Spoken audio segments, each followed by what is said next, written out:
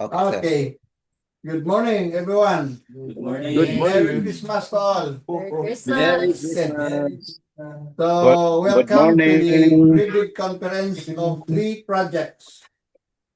25 km 0059, 25 km 0060, and 25 km 0061. Before we start, we would like to ask Miss Joy. So please lead us in prayer. By the way, I acknowledge the presence of Engineer Olomodin Sata. Good morning, sir. Merry Christmas tayo. And Engineer Celso Layos. They are online, by the way. Good morning, sir. Please proceed. Let us put ourselves in the holy presence of the Lord, the Father, the Son, and the Spirit. Heavenly Father, we ask for your guidance and wisdom as we move through this bidding process. Help us make fair and honest decisions. Let the outcome be according to your will and for the good of all.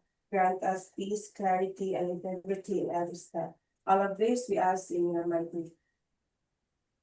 Amen. Thank you, Joy.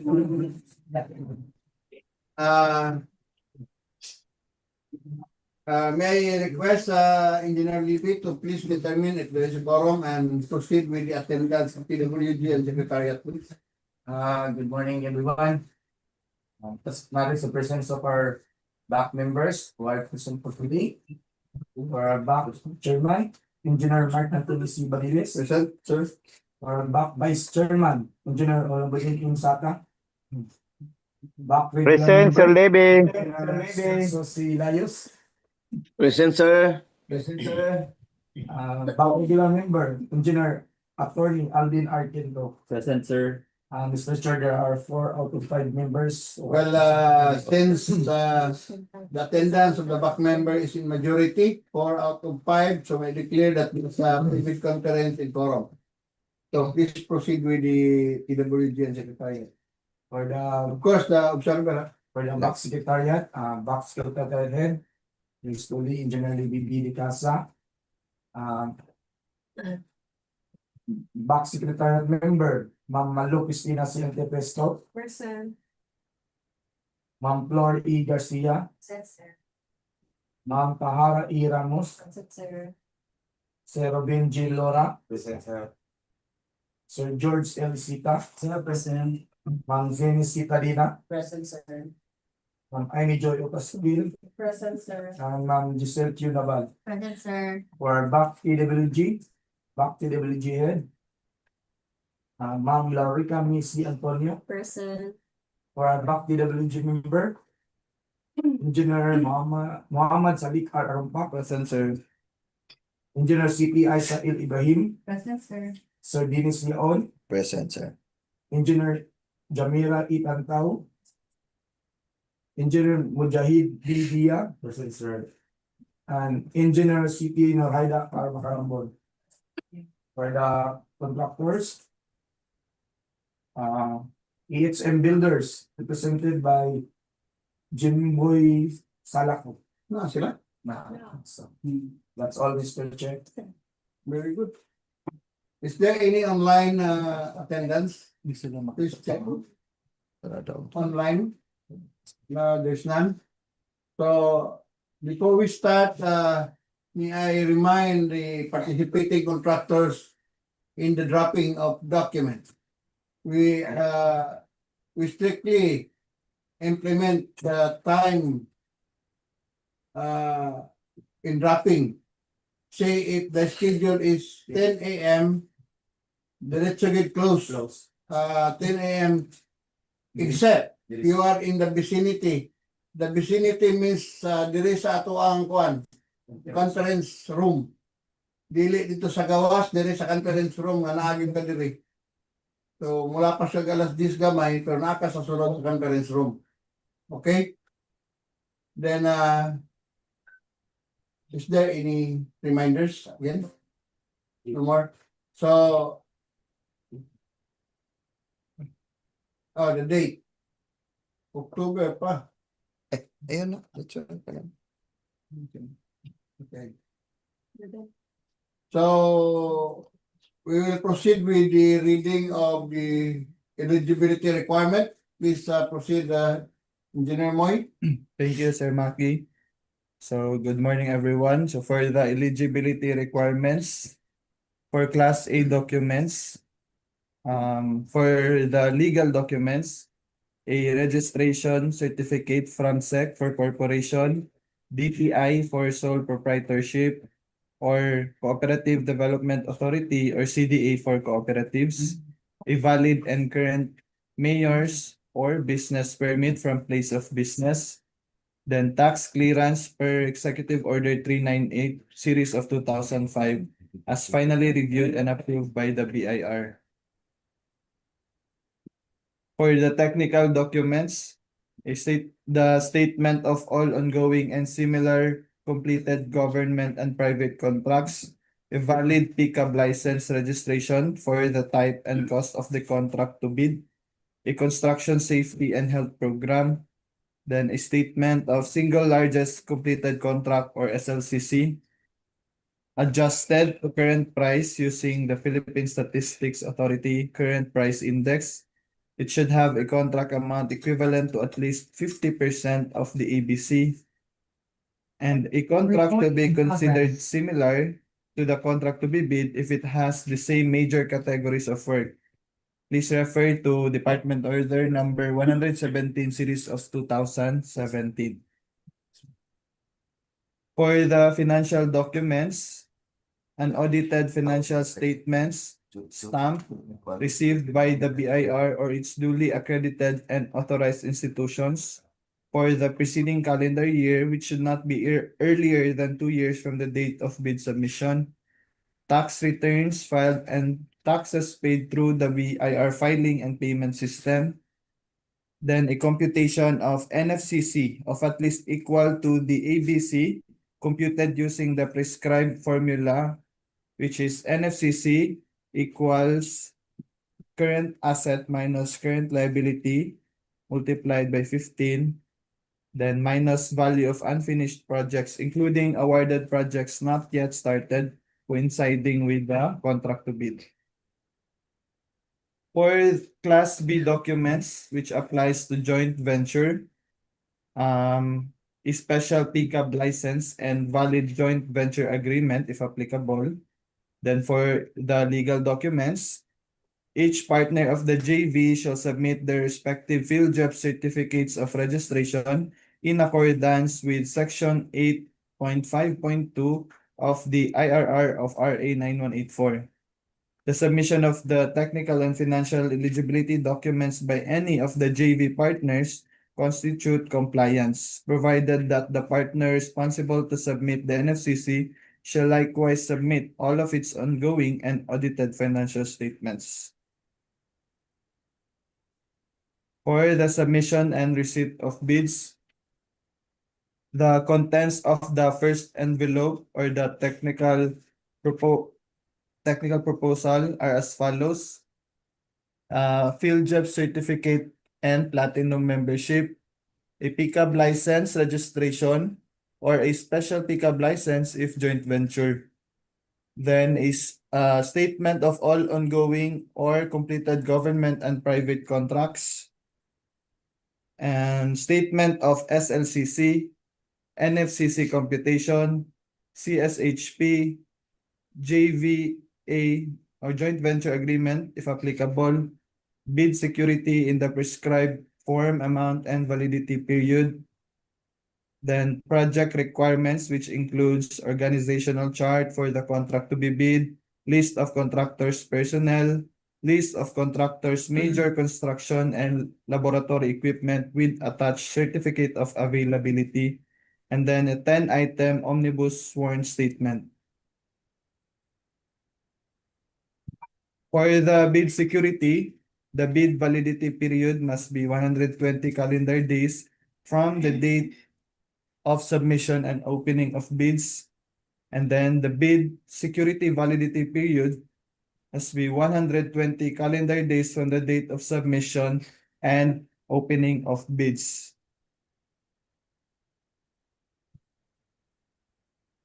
For the contents of the second envelope or the financial proposal, these are the following. First, the financial bid form, which must be in accordance with the prescribed form. A duly signed bid prices in the bill of quantities, cash flow by the quarter and payment schedule, duly signed detailed estimates including a summary sheet indicating the unit prices of construction materials, labor rates, and equipment rentals used in coming up with the bid. For the bid evaluation, the financial components of the bids of each pass shall be evaluated using non-discretionary criteria, including arithmetical corrections for computational errors, and thus determine the correct total calculated bid prices. The BAC shall automatically disqualify any total calculated bid price which exceeds the ABC. The following factors are to be considered in the evaluation of the bid prices. As to completeness, no price in required item means non-complying, indicating a zero or a dash if it is free to the GOP. All prices are deemed to include all taxes. Bids not addressing or providing all of the required items in the bidding documents, including, where applicable, bill of quantities, shall be considered non-responsive. For the arithmetical corrections, bid prices in figures versus words, the words prevail.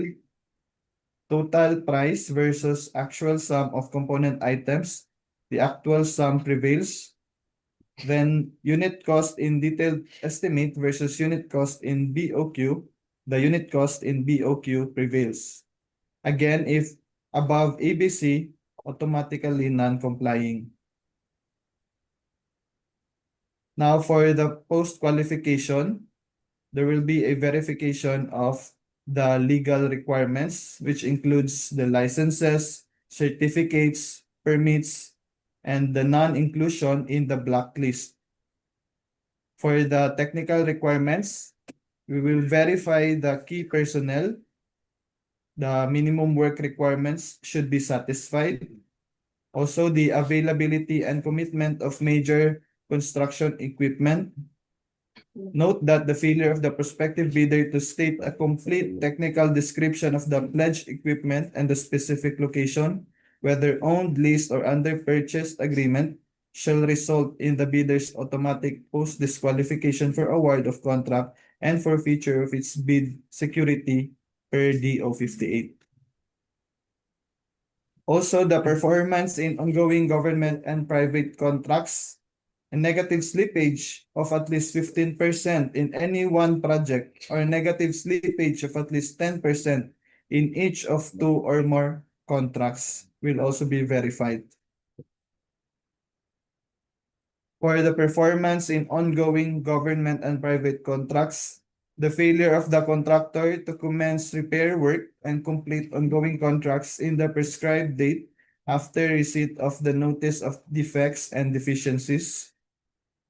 Failure of the contractor to commence repair works on contracts with pending certificates of acceptance in the prescribed date after the receipt of notice of defects and failures. Substandard quality of works or unsatisfactory performance per contract term and conditions at the time of inspection. We can refer to DO 127 series of 2018 regarding this. In the notes on the personnel and equipment requirements of the projects as per DO number 9 series of 2012, if a proposed key technical personnel is an employee of the bidder and working on another project at the same time of bidding, the bidder shall submit a certification that first, the personnel will be pulled out from the ongoing project once the bidder is awarded the contract, and second, that he or she will be replaced with another person with equal or better qualifications as certified by the head of the implementing office. The bidder may propose a key technical personnel who is not an employee, provided that the said personnel is required to submit a certification that he or she will work for the bidder if it is awarded under their bidding. This certification shall be included in the first envelope of the sealed bid. And then also to be verified during the post-qualification is the set equipment pledged by the bidder. The bidder should specify in the submitted bid the location of the equipment where they can be inspected. If any equipment is not in the specified location, then the bidder shall be post-disqualified. For the contract award, the contract shall be awarded to the bidder whose bid has been determined to be the lowest calculated and responsive bid, or LCRB, as a result of the detailed evaluation and post-qualification conducted. The successful bidder shall be notified through the issuance of notice of award within the bid validity period and must be confirmed by the successful bidder in writing within 2 days upon receipt thereof. So here are the common errors in the submission of bids. Incomplete pages of bid documents, both in technical and financial. And then the authority of the signatory to sign on behalf of the bidder. Note that in the single proprietor, the signatory should be the owner or the proprietor only. For corporations or cooperative, a board secretary's certificate or board resolution, respectively. For joint venture, a joint venture resolution or agreement, and then for partnership, as indicated in the articles of partnership. A reminder to all prospective bidders for the deadline of submission of bids.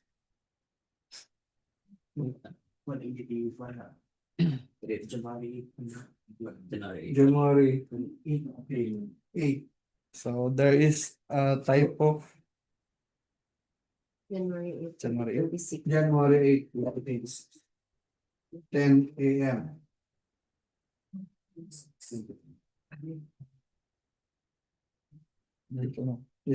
Okay, so sorry for that correction. So again, reminder for the deadline of submission of bids, it would be on January 8, 2026 at 10 a.m. Bid submission may be done manually or electronically. However, bidders should only select one mode of submission, either manual or electronic. So as reminded by our back chairman, we will follow a strict procedure on the deadline of submission. Ano? Dua itong week. Lagi, di ba namitingan mo ito? Kaya malayo na kasi po. One original copy ng itong. Di ba to? Ang mo review sa ikaduha kaya ang box of Correction na to ang kwan. Number of copies of bid proposals. One naman siguro. As agreed na to nga. Check me mo. Hindi, parang may copy sa kuha. Di ba? Pero actually ang kuha unta certified to copy ra mo. Paano? Yan, naman. Last na lang. So, padayon. Okay, we'll proceed the original requirement. Okay, so again, reminders for the deadline of submission of bids. For the prospective bidders, we highly encourage you to submit or drop your bids on or before 10 a.m. as we will be following a strict procedure with regard to the deadline of submission of bids as reminded by our back chairman.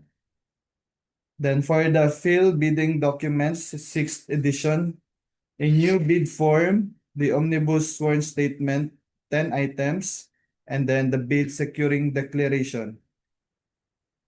Then for the number of copies of bid proposal, we require one original copy and 2 certified true copy of its bid using A4 size bond paper and side bound.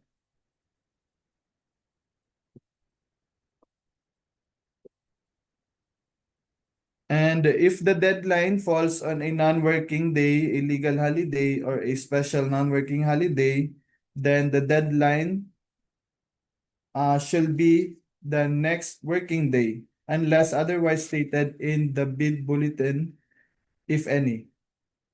So for the place of submission of bids, it would be on DPWH Iligan City DEO, Conference room. specifically here in our conference room.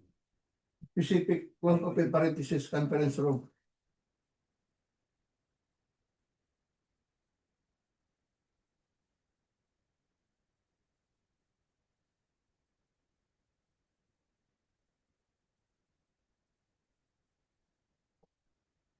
Dili na sila mag-question. Again, reminder for the place of submission of bids, it would be in DPWH Iligan City District Engineering Office, specifically in the conference room, which means that all bids beyond 10 a.m. that is not submitted in the here in the conference room is will not be accepted. Gentle reminder, guys. Sorry. So for contractors, must observe in the bidding documents the following: the pagination, the side tabbing and labeled according to checklist, table of contents that will harmonize the pagination and side tabbing, then compliance with the attached checklist.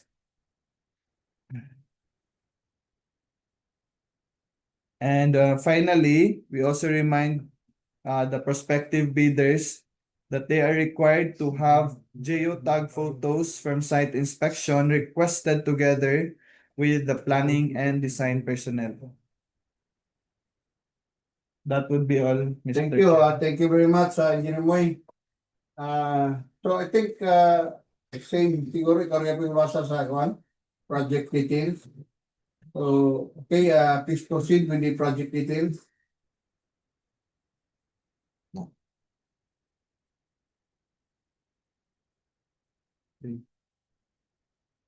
So for the project details of the 3 projects, let's start with 25 km 0059 with a title Construction of 1-story, 3-classroom, Santa Filomina Central School, Iligan City, Lanao del Norte. So this shows the location of the project in the Google Earth. So a closer look would be that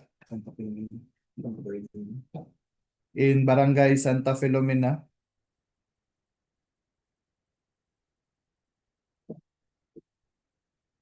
This is a geotag photo of the proposed project.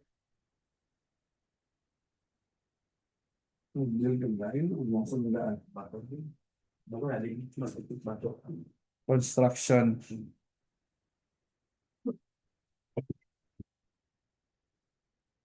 So as to project description, the project involves construction of a 1-story 3-classroom with an area approximately equal to 306.45 square meters and a project duration of 145 calendar days.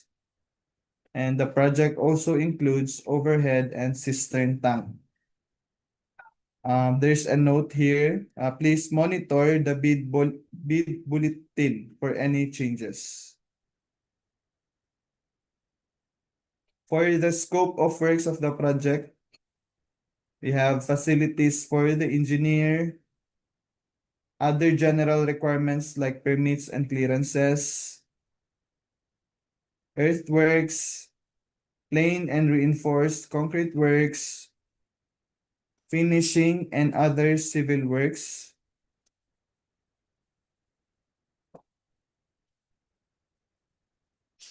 And these are also part of the finishing and other civil works.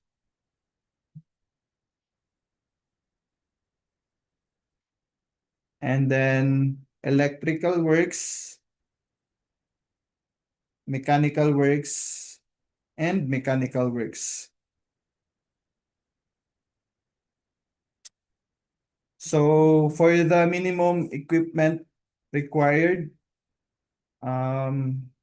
backhoe HD 820 with a capacity of 0.8 or 1.05 cubic yard, one. Then two dump truck, all models 12 cubic yard with a capacity of 290 horsepower.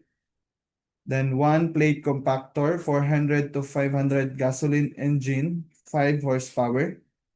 Then one bagger mixer with a capacity of 4 to 6 cubic feet per minute, one bar cutter, one bar bender, one welding machine, gas or diesel driver, 300 amperes, 48 horsepower, one cutting outfit, and then one truck mounted crane, 21 to 25 metric tons, 200 horsepower.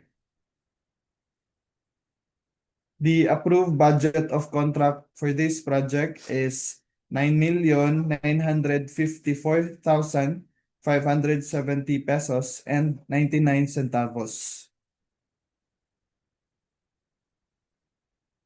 For the next project, 25 km 0060, titled Construction of School Health Facilities, Dalipuga National High School, Iligan City, Lanao del Norte. The contract location is at Barangay Dalipuga, Iligan City. So this map shows the location of the project. This one. So again, the project is located at Dalipuga National High School.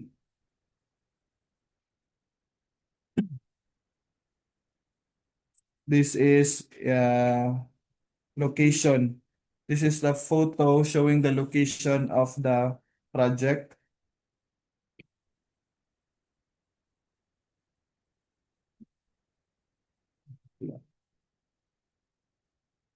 For the project description, it involves construction of school health facilities with an area of approximately 85.5 square meters and a project duration of 115 calendar days.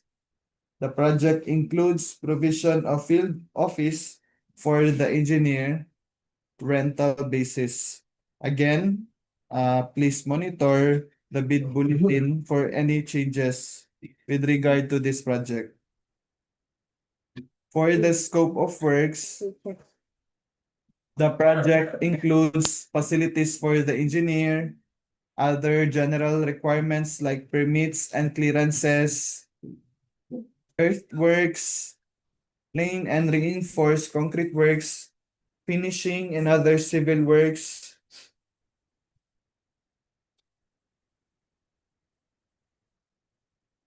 then electrical works. For its minimum equipment required, one backhoe with a capacity of 0.8 to 1.05 cubic yard, two dump trucks, 290 horsepower, one plate compactor, 5 horsepower, one bagger mixer, 4 to 6 cubic feet per minute, one bar cutter, 25 mm maximum rebar diameter, one bar bender, 25 mm maximum rebar diameter, one welding machine, gas or diesel driver with a capacity of 300 amperes, 48 horsepower, one cutting outfit, one truck mounted crane, 21 to 25 metric ton, 200 horsepower. The approved budget of contract for this project is 2,942,380 pesos and 40 centavos. Then finally, the third project, 25 km 0061 with a title Construction of School Building, Iligan City Central School, Iligan City, Lanao del Norte. The contract location is shown here in this Google Earth map. So here's a closer look of the location of the project.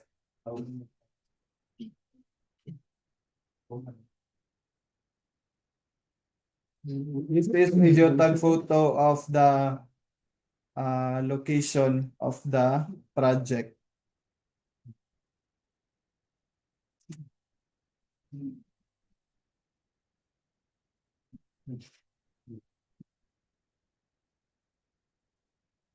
For the project description, the project includes construction of 1-story, 2-classroom building, progressive type for a 2-story, 4-classroom facility with a total area of approximately 218.5 square meters and a project duration of 162 calendar days.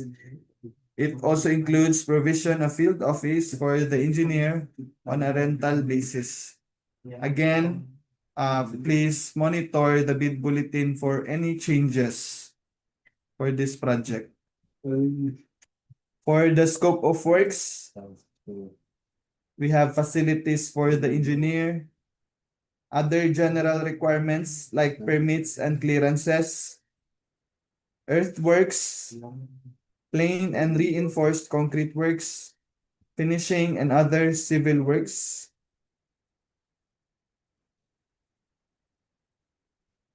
And then electrical works. Yeah, electrical works.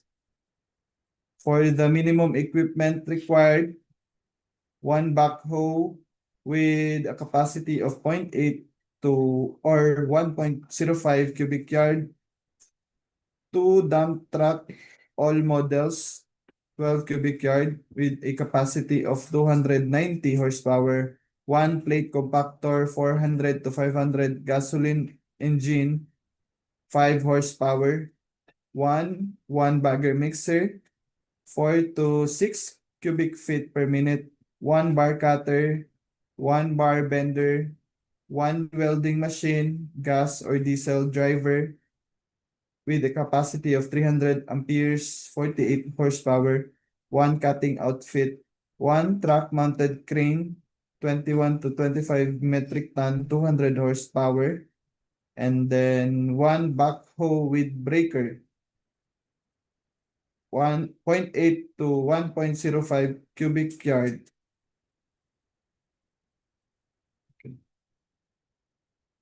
For the approved budget of contract of this project, that would be 9,949,301 pesos and 58 centavos. Thank you. That would be all, Mr. Chair. Thank you very much, Engineer Moy. Before we end, I would like to add another reminders to the participating bidders. We are now following the new CNPD. So the new prices of materials are followed. Although this is a 2025 project, but still the prices of this project are the new CNPD. Okay, so reminders to all the contractors to think about it. So any more reminders?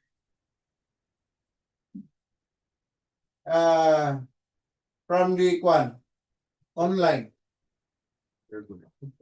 There's none. So is there any move to adjourn this pre-bid conference? I move to adjourn this pre-bid conference, Mr. Chair. So it has been, what about second motion? Engineer Lias? Audio, sir, audio. Audio. I-unmute siya. Okay, since it has been moved, Nakamute. nakamute ka, partner. Ang iham, nakamute. Okay, secondly din motion, Mr. Chair. Thank you very much. Since it has been moved by Engineer Adin Quinto and seconded by Engineer Layos, so we declare that this pre-bid conference is adjourned. Thank you very much and Merry Christmas once again. Thank you. Thank you. Thank you. Merry Christmas to all. Thank you very much, guys. God bless. Thank you.